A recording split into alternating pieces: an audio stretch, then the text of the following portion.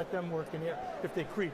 I gave you both instructions. I want to remind you, fight fair, fight hard, fight clean, listen and obey my commands all the time, protect yourself at all times. Good luck to both of you.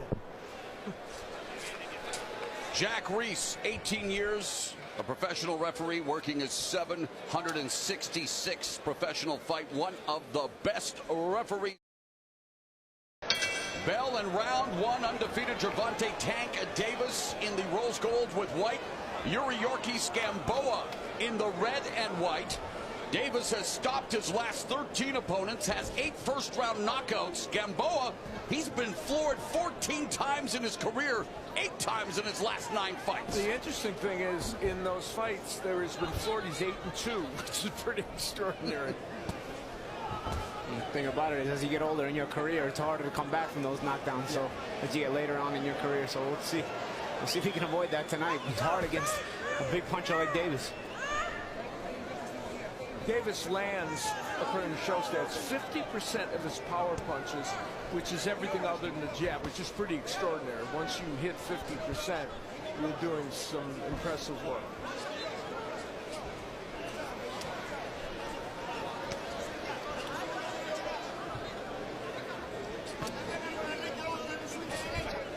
Morrow mentioned that this is the first time Gamboa has faced a lefty since 9 fights ago against Crawford back in 2014. He faced many as an amateur, but still, it's been a little while since he was in against the left hand. Yeah, Gamboa's faced only 4 lefties in 32 fights, Al. And you're right, the last time was against Bud Crawford. And against Crawford, the first 4 rounds, Gamboa did very well, and then Crawford switched to lefty and made his adjustments and came on in what was a fantastic fight back in 2014.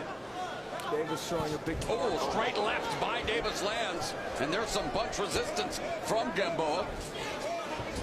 More punch resistance there. It was a big shot by Davis.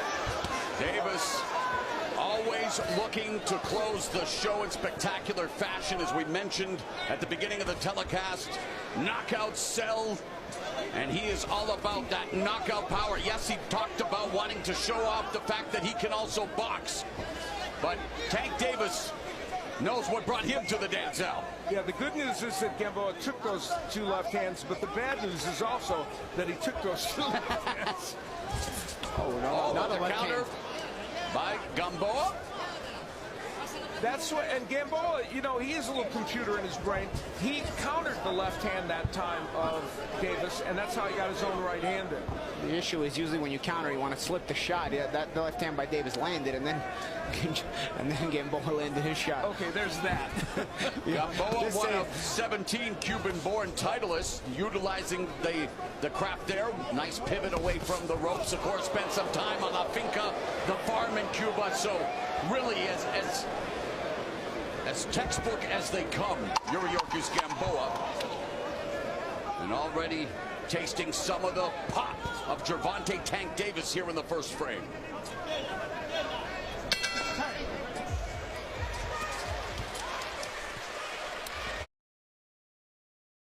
Round number 2, Gamboa entering the ring with a heavy heart, mourning the loss of Jorge Hernandez, a 1976 Olympic gold medalist and former legendary Cuban boxing coach who coached Gamboa, dedicating the fight to his memory and to his legacy. And Gamboa would love to dedicate a victory to the memory of Jorge Hernandez.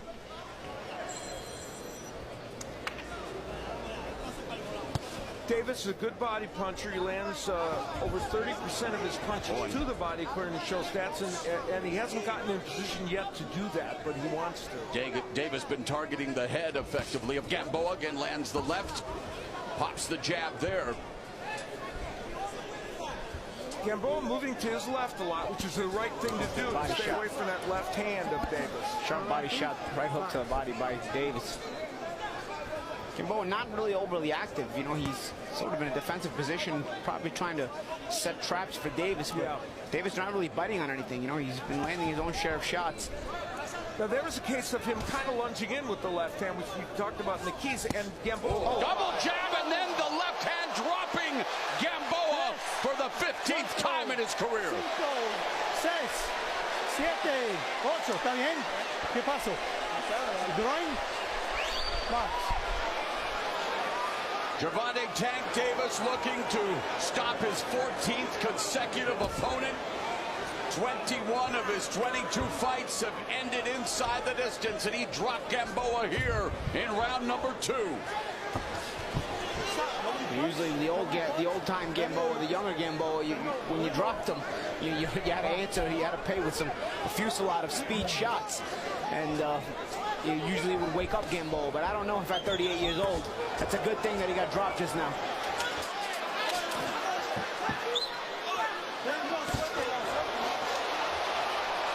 Smothering there by Gamboa. He might still be feeling the effects of the shots. Stop, my friend. Escucha, man. Yeah, Gamboa seems to be in a problematic state here, trying to hold on, having issues, it seems, with his leg. And Davis unloading as Gamboa just trying to hold on desperately, but it does appear to be an issue with his right leg, I believe. Yeah, something's wrong with it. Yeah, something with his knee. And so if getting dropped wasn't a problem enough, Gamboa may now be fighting on one wheel as Davis lands the left uppercut to the rib cage. So a terrible round number 2 for Yuriorkis. Gamboa still showing off some of his head movement, but it's all Tank Davis.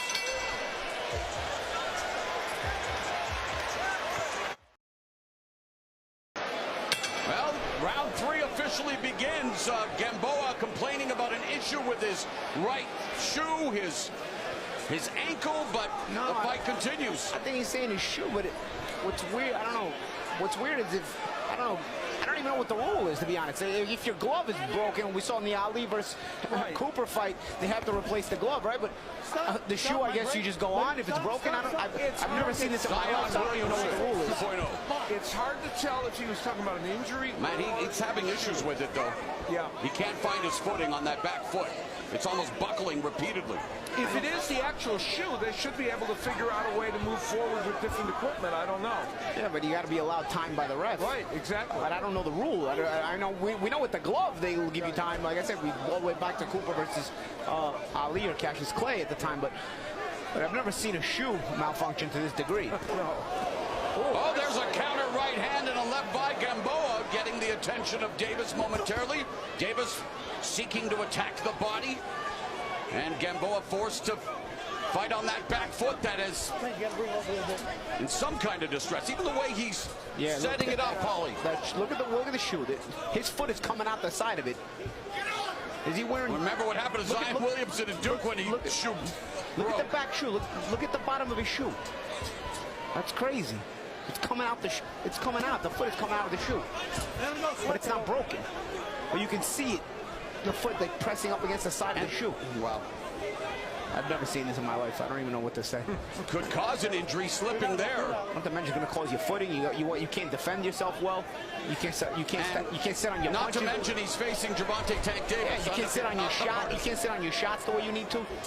Just when you think you've seen the last thing you could see in boxing, something happens. He's not injured, I don't think, because he would be grimacing. He's not grimacing. This is literally the shoe. I agree. Under a minute left here in round 3. Gamboa was dropped in minute 15 into round 2. And then experiencing some issues with the shoe, and now Davis on the attack. Gamboa landed a counter left hook a moment ago that kind of just at least temporarily halted the assault by Davis. 30 seconds remaining in the 3rd round. Very measured, focused. Gervonta Davis. Jab was blocked by Gamboa.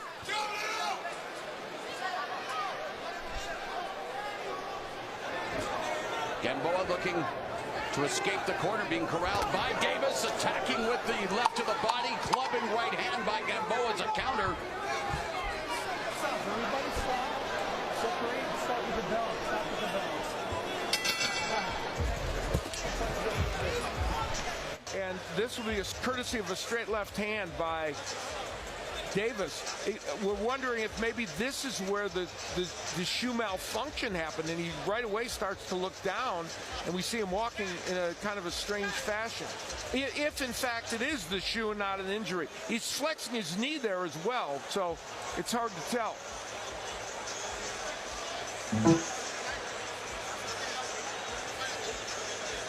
And so we get a shot of the bottom of the shoe. Make sure you can see. And here's where the knockdown happens with the straight left hand. And he will go down. There's nothing that odd about the way he went down, but immediately he looks down.